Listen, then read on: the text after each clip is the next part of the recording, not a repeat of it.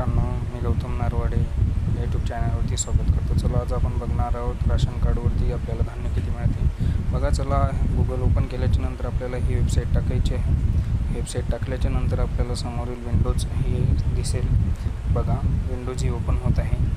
ही अशा प्रकारची Windows open होईल। विंडोज ओपन झाल्याच्या नंतर बघा, आपल्याला इथे RC डिटेल याच्यावरती क्लिक करायचं आहे। बघा, मी RC डिटेल याच्यावरती क्लिक करत आहे।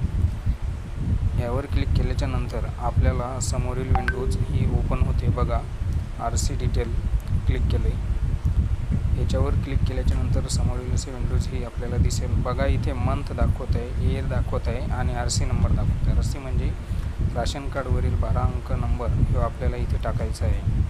हे अंक इथे मी टाईप करत आहे। बघा, हे अंक इथे टाईप केल्याच्या नंतर आपल्याला सबमिट या बटनावरती क्लिक करायचं आहे।